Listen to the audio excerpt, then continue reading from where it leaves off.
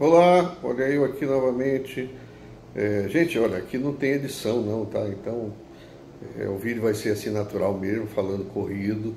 Vai acontecer algumas coisas, às vezes eu coço a orelha, às vezes eu faço assim no nariz, enfim, os mungangos que aparecem por aí, mas não liguem, eu não vou ligar para essas coisas. Vai rolar mesmo, tudo bem. Mas vamos lá, ainda continuando sobre a questão do corpo espiritual, vamos procurar nos aprofundar um pouquinho na questão para a gente tentar entender como é que funciona esse corpo, por que ele existe, como foi dito no vídeo anterior. Mas a gente precisa ver a questão da matéria, para entender a espiritual, precisa entender os conceitos de matéria. O que é a matéria, sob o ponto de vista da física? A matéria é energia em diversos estados de movimento.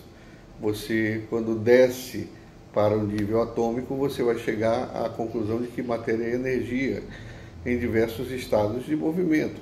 Esses movimentos se dão por intermédio daquilo que a gente conheceu lá na nossa física pelas moléculas, né? Vocês lembram lá que a água ela tem H2O, duas moléculas de oxigênio, uma de hidrogênio, uma coisa assim. Também não interessa dizer a composição química exata das moléculas dessa ou daquele tipo de matéria. Mas enfim, a matéria ela pode ser sólida, ela pode ser líquida, ela pode ser gasosa, e ela ainda tem a classificação da matéria orgânica, que é aquela que tem a função de vida constituída nela, atividade de vida, e a inorgânica, que é aquela mais apropriada lá dos minerais, conforme a gente aprendeu. Mas o mais interessante é que qualquer uma dessas, se você começar a descer a um nível atômico, você vai chegar à conclusão de que ela é energia em diversos estados de movimento. A nossa percepção, os nossos sentidos, eles são impressionáveis de uma forma muito limitada. E as pessoas têm a mania de querer atribuir a veracidade ou mesmo a existência de determinada situação ou de determinada coisa só quando você vê. Veja, por exemplo, ninguém consegue ver o vento, né? Você sente o vento, mas você não vê o vento. Portanto, por outra percepção, você constata a existência do vento, mas você não consegue ver o vento. Mas você mesmo não vendo, você sabe que o vento existe. Olha que a visão é uma das percepções do corpo que mais influencia o ser humano. A audição, por exemplo, existem frequências que o nosso ouvido não capta. Tem um apito lá, não sei se vocês já viram, um apito que você usa para chamar os cães, cachorros, e que só eles escutam. Quem está ao lado só ouve o barulho do vento, da pessoa soprar, não ouve som nenhum. No entanto, o cachorro, onde ele estiver, ele percebe aquele apito quando ele tem o treinamento adequado e ele vem. Ora, não é porque o ouvido humano não capta que o som não existe. Na verdade, o som existe, mas o nosso ouvido não capta, assim como o vento existe e os nossos olhos não veem. Então, nem tudo que a gente vê não existe, né? Muitas vezes tem muita coisa que a gente não vê e existe, muita coisa que a gente não ouve e também existe. Porque os nossos sentidos são realmente limitados, porque o nosso corpo físico é limitado, né?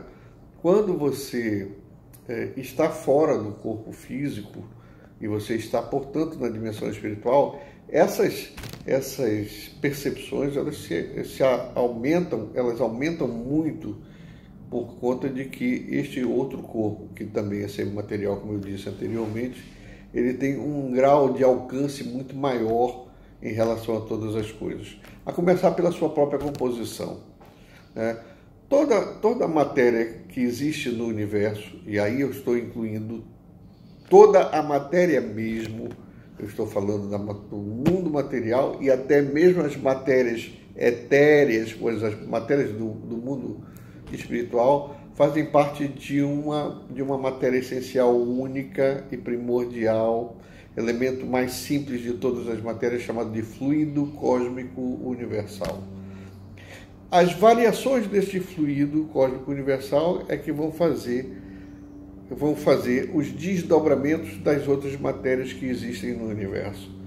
Essa afirmativa que eu estou colocando aqui foi colocada lá no Livro dos Espíritos pelo Kardec no século passado, na sua primeira obra, e também na Gênese trabalhada, que foi a primeira e a última obra do Kardec, é onde ele entra a nível de detalhe a respeito dessas propriedades, né? E a ciência cada vez mais vem descobrindo e confirmando aquilo que a doutrina espírita já afirmava desde 1856, por exemplo. Até hoje só há confirmações. Em nenhum momento da história da humanidade as informações vindas da doutrina espírita entraram em conflito com as informações que vêm à baila pela evolução da ciência. Há algumas coisas que a doutrina espírita afirma, a ciência ainda não alcançou, ou ainda não chegou. Mas na medida que o tempo passa, tudo só vem se confirmando, né? A ciência não nega determinadas afirmações porque ainda não conseguiu, de acordo com os seus métodos tradicionais, alcançar. Mas vai chegar lá um dia, tá? Porque eu falei aqui que há um outro fluido que também é uma variação do fluido cósmico universal, que é o vital, retirado a partir de alimento, oxigênio e tal, para vitalizar o corpo, né? Para fazer a formação do nosso equipamento físico. Mas o perispírito, ele não tem fluido vital. O perispírito é uma forma mais pura ou mais depurada, vamos assim dizer assim, do fluido cósmico universal. Exatamente pela sua plasticidade, pela sua volatilidade, por ser semimaterial, esse corpo ele sofre variações e mutações muito mais rápidas do que o corpo físico. Vejam, para nós da doutrina espírita não há nenhum problema, muito pelo contrário, na constatação de que há vidas em várias partes do universo, né?